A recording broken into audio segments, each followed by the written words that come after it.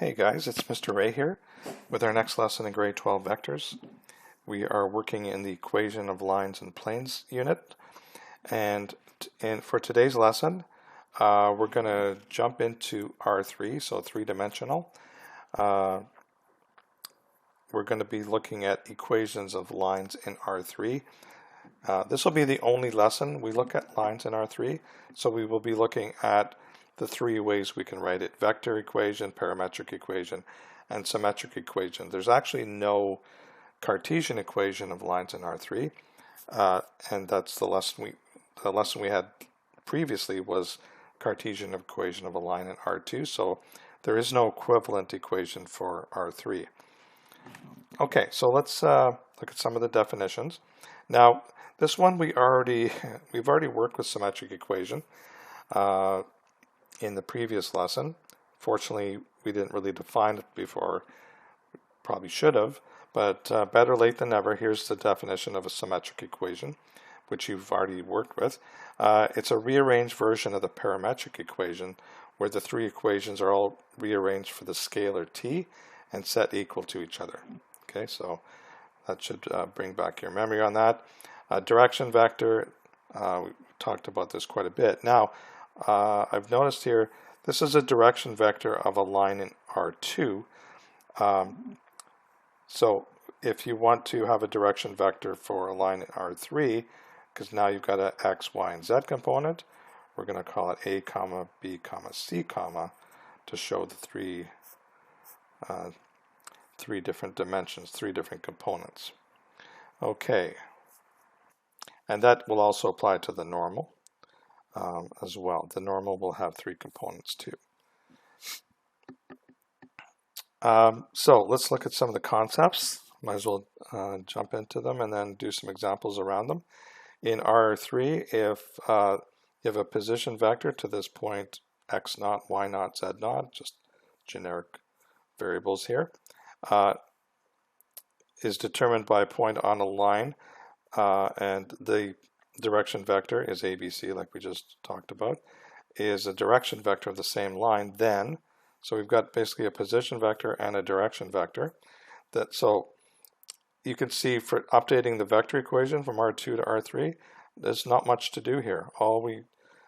We've still got the basic form that the vector equation, the resultant vector, is the position vector plus a scalar multiple of the direction vector. That is still true. So all we really have to change is the fact that we now have three components. We've added a z component. So the position vector will have three components, the direction vector will have three components, and your result will have three components as well. The parametric equation, well, now that we've got a z value, well, we've still got our x and our y parametric equations, but now we have a third one for z. So we've got three parametric equations because we're in R3. And then if we took these and we rearranged them for t, you can see I would get x minus x naught over a, y minus y naught over b, z minus z naught over c. Those are all equal to t. Normally when we write the symmetric equation, though, we don't usually put that part, but it's kind of implied that all three of these are equal to t. Okay, and obviously you couldn't have a, b, or c equal to 0 if you're writing symmetric equations. Now, just like we talked about on the previous lesson, or yeah, I believe it was, that if you have any one of these forms, vector, parametric, or symmetric, of a line in R3, just like R2, you could create. So if I was just given an act like a symmetric equation, I could use that equation to create the parametric equations, and then I could use the parametric to create the vector equation. So basically what this is saying, knowing one of these forms of the equation enables you to find the other two, since all three forms depend on the same information about the line. Okay. Now, the whole idea of that vector equation, vector r is equal to vector r naught plus scalar multiple of the direction vector. Well, now we've kind of updated our sketch of what's going on to show the third dimension, the z dimension. So really, if I want to, so if I have this blue line here, okay, and I want to create a vector equation for it, the first thing I need is a position vector to go to any point on the line. So that's what this green vector does. It goes to any point, and you've got infinite number of choices, okay, that would be correct. So you've got the position vector, and then the scalar multiple of the direction vector. So there's the direction vector from the origin. But if I start my direction vector from there, it basically moves me along the line. If I make the scalar multiple negative, I'm going in the other direction. So scalar multiple times the direction vector will give me all possible points along that line, just like it did in R2, but the only difference now is we've got 3 components because it's R3. Okay, let's try some work. So example 1, we're going to create some equations of lines in R3. So it's going to be different equations given different information. And we're going to start off. So we want to create equations, vector equation, parametric, and symmetric for all of these 4. So the first case is a line passing through these 2 points, A and B. So the first thing I do is create a direction vector from those 2 points. Hopefully this is pretty routine at this point. And I can subtract in either direction. Probably want to subtract in a way that gives you the most positive values. So I will do 3 minus 2, which gives me 1. 7 minus 1 gives me 6. Negative 4 minus 3 gives me negative 7. So there's the direction vector for this line. And of course we have 2 potential position vectors going to each of these points. So for the vector equation, I can write it very quickly now. I've got R equals, and I'll use the 2, 1, 3 position vector. So that would be, turn that into a vector, 2, 1, 3, plus a scalar multiple of 1, 6, negative 7. So there's the vector equation for that line. If I do the parametric equations, it's really just breaking apart the x, y, and z components. So I've got x equals 2 plus t. I've got y equals 1 plus 6t. And I've got z equals 3 minus 7t. And now I want to create the symmetric equation from the parametric equations. So it takes a bit of time to get a hold of this and without doing several steps. So if I want the t from here, I'm going to subtract 2 from both sides, and that's it. I don't have to divide by anything because the coefficient of t there is 1. So the first part of the symmetric equation is x minus 2. I'm solving for t. So x minus 2 is equal to, and then I isolate for t here. It's going to be 1 minus y divided by 6. And then if I isolate for t here, I get z minus 3 divided by negative 7. Now, I'll just write that over here. Z minus 3 divided by negative 7. So, usually, due to math convention, we don't like to have negative denominators. So I can easily fix that by multiplying the top and bottom by negative 1. So if I do that, I get positive 7 on the bottom. And if I multiply each of these by negative 1, it actually looks like it changes the order of this, but it changes the sign. So we're going to have 3 minus z. Okay, so that's math convention. Don't really want to have negative denominators.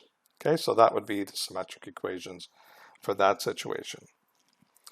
Okay, the next one, a line passing through the point C, which is parallel to the y-axis.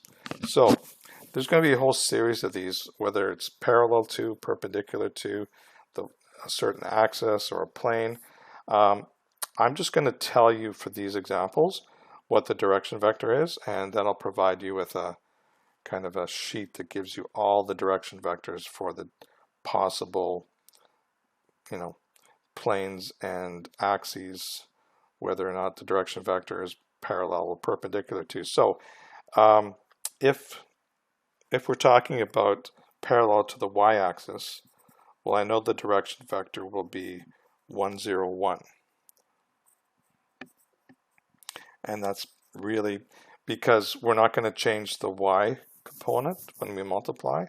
We're just changing the x and z. So anyways, for now, just take my word on this, and I'll provide you with a sheet that goes through all those possible situations with planes and axes.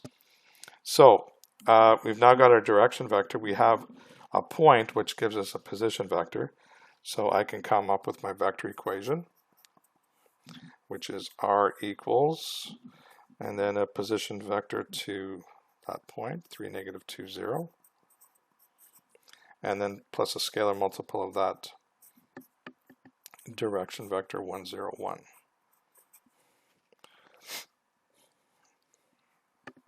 All right, so that's the vector equation. Now we're going to create the parametric equations. So we've got x equals 3 plus t. We've got y equals negative 2 plus 0t. Well, I don't need to write 0t. It's always going to be 0. So I just put the negative 2. So that's different. We've never seen one like that before. And then z equals, in this case, 0 plus t. So I don't have to put the 0. I just put the t. Okay, so that's kind of an interesting set of parametric equations. What's that going to do to the symmetric equation? Well, the fact that y has no t in it, sorry, the parametric equation for the y component has no relationship to t. It's always negative 2. We're actually going to keep that separate. So if any of the parametric equations don't have the scalar in it, we're actually going to put that at the end. So we'll just save that for now. But the other two, for the x, t would be x minus 3. So x minus 3. And then if we go to here, well, t is z, right? So there's our symmetric equation involving x and z. Now, how do we incorporate the y component? We just make a separate equation. We don't say it's equal to. We just basically state what y is equal to. So that's the first time we've ever had to break apart a symmetric equation. So think of it in terms of, is there a t that I can isolate? Is there a scalar multiple? And in the case for the y component, there is no scalar multiple because y never changes. Okay, so that's case B. The next case, the line passing through this point D, which is perpendicular to the YZ plane. So again, I'm going to tell you what the direction vector is for a line that's perpendicular to this YZ plane.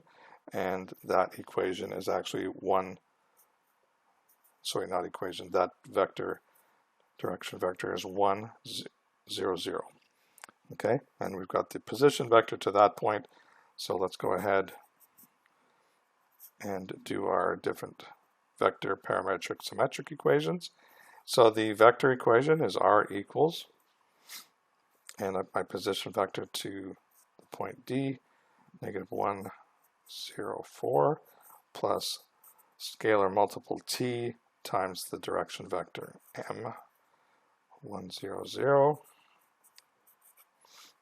Okay, now we'll do our parametric equations. So the x component is equal to negative 1 plus t. The y component, well, here's an interesting one, 0 plus 0t. Well, I'm not going to put 0t, but I have to put at least a 0. I can't put blank. So y is always going to be 0. And similar thing here. Well, z is going to be equal to 4 plus 0t, so that's just equal to 4. Okay, so you can tell that the symmetric equations are going to be even more bizarre than the previous case. So I actually only have one of these parametric equations even has the scalar in it. So if I rearrange for t, I get x plus 1. So I'm going to say t equals x plus 1, since it's the only one. And then I put semicolon, and y equals 0, semicolon, z equals 4. Okay, so pretty strange looking symmetric equations there. All right, the last one here, line passing through the origin, which is parallel to the the xz plane. Okay, so passing through the origin, well, they kind of indirectly gave us a point, 0, 0, 0. And the direction vector for a line that's parallel to the xz plane is the direction vector 1, 0, 1. Okay, now vector equation. So start off with r equals. Now the position vector actually goes to the origin. So if I could put a position vector to the origin, but it wouldn't add any value because the origin is where the position vector starts. So it's really, that would be like a 0 vector. So I'll show that you would consider it. So I'll put it like it is a position vector, and then I'm just going to cross it off. So then you add your scalar multiple of your direction vector 1, 0, 1. Okay, so then the parametric equations, okay, we're not going to do anything from there. It's going to be x equals t, y equals 0, and z equals t. So the symmetric equation, well, we do have two of the parametric equations that have a t mentioned, and they're already isolated for t, so what I get out of that is x will always be equal to z, semicolon, and y equals 0. So that's how you do those symmetric equations. Okay, so we had a lot of strange cases there, but shows you how we deal with them when we get stuff like that. Okay, example 2, we're going to determine if a point is on a line. So we have a line in R3, we have the vector equation for it. In the first case, here we have the parametric equations of the line, and here we have the symmetric equations. So for each, I believe these are all different lines with all different points that we're testing for. So you get to see how we actually test to see if a point is on a line using the 3 different equations, in case we're just given one. Okay.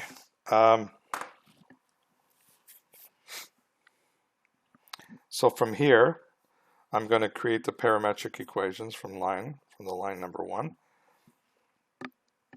So I get x equals 1 plus 0t, so that's x equals 1, y equals 2 plus t, and z equals negative 3 minus 2t. And now I'm going to take this point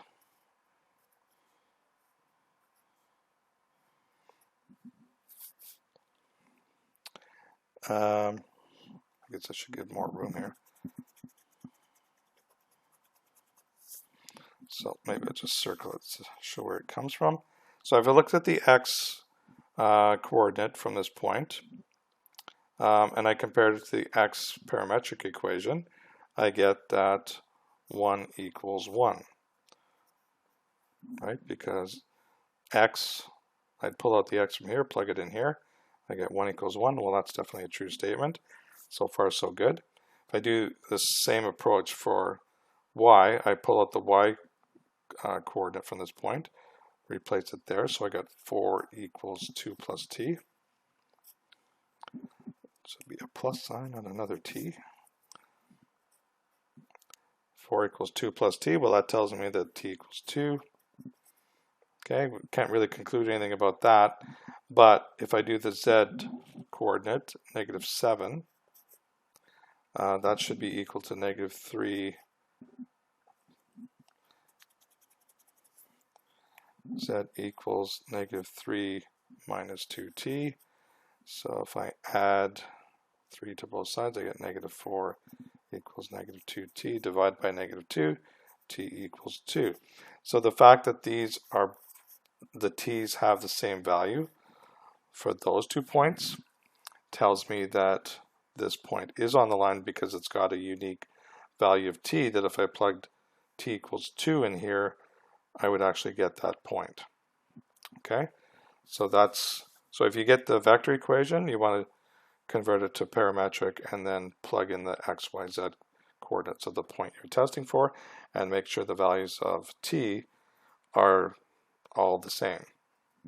Okay, this time we're given the parametric equations directly, so we don't have to do the conversion like we did above, but we do the same approach. So here's my point that I'm testing. So I'm going to say, well, x is 0, so I'll plug 0 in here.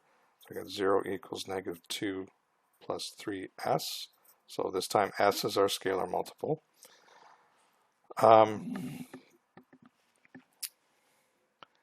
And if I rearrange, I get 2 is equal to 3s, so s is equal to 2/3.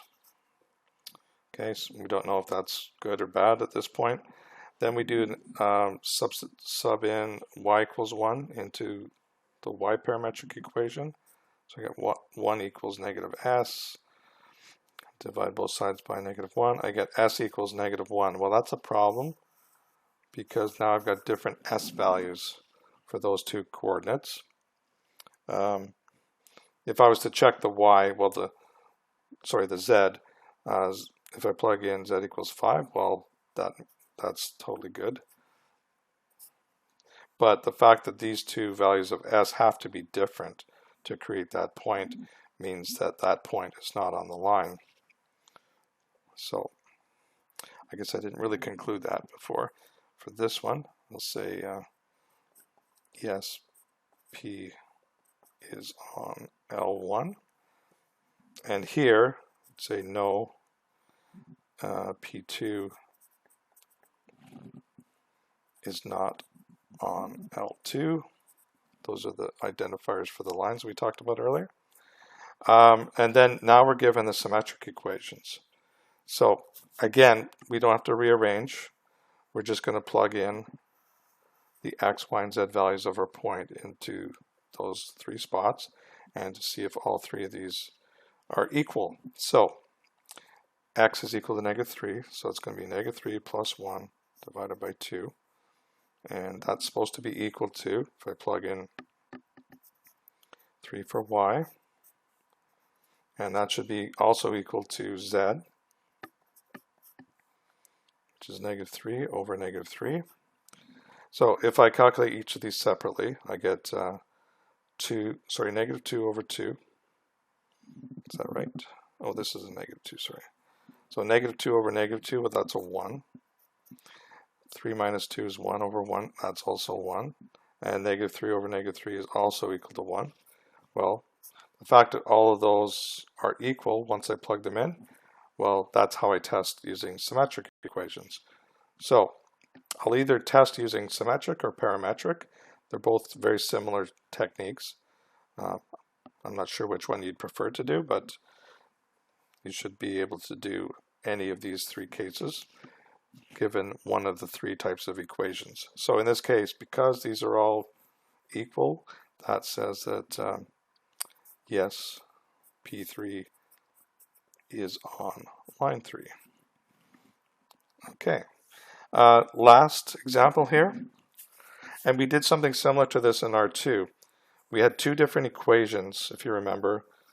Well, we had an equation for a line, and we were given another equation and asked if those 2 lines could be the same line or not. Okay, so if you remember, the first thing we checked was the direction vectors.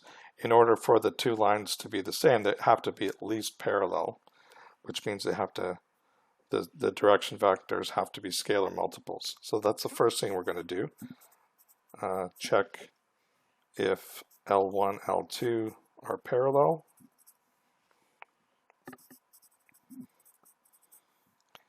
Okay, so the way we do that, we look for our direction vectors, so -1, 2, 5.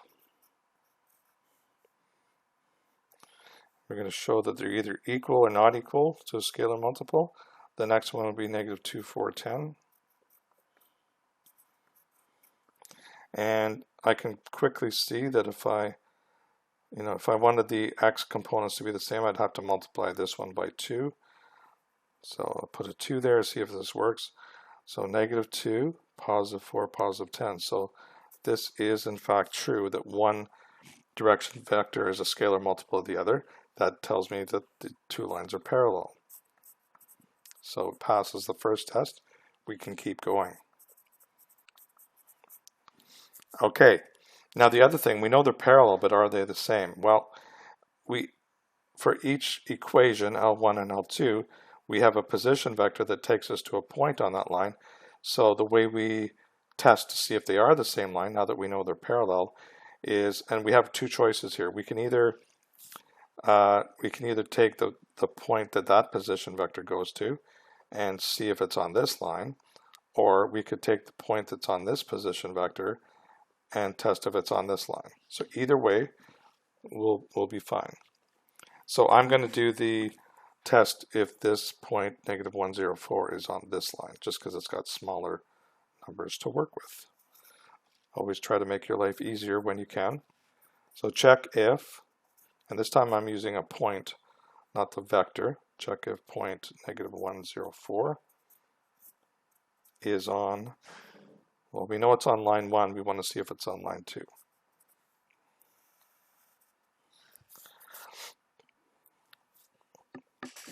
Okay, so for line 2, what I'm going to do is I'm going to basically create the parametric equations for both, for x, y, and z from this line. So I know that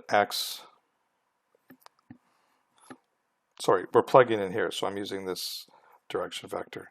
So from this direction vector, from this vector equation, I'm going to create the parametric equations. I know that x is equal to 4 minus 2t. 4 minus 2t. I know that y is equal to -10 plus 4t. And I know that z is equal to -21 plus 10t. -21 plus 10t. Okay, and now that I got the parametric equations for this line, I'm actually going to plug these coordinates into each of these equations. So this will be a -1, this will be a 0, and this will be a 4. -21t plus 10. Sorry, -21 plus 10t.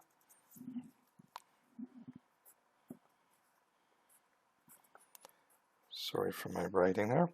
Okay, so we're going to solve each of these for t and hope that, well, see if the t values are all the same. If they're all the same, we know that that point is on the second line. If they're not all the same, and it doesn't even matter if two of them are the same and one's different, well, they all have to be the same for that point to be on the other line. So what I can do here, so I know that -5 equals -2t, so t is equal to -5 over -2, so that's 2.5. Here I've got 10 is equal to 4t divided by 4. I also get t equals 2.5. So far so good. I still have to check this one though. If I add 21 to both sides, I get 25 equals 10t. Divide both sides by 10. Well, good news, t is also 2.5. So the fact that all three of these have the same value of t means I can create this point using my line 2 equation. So that concludes, therefore, L1 and L2 are the same line.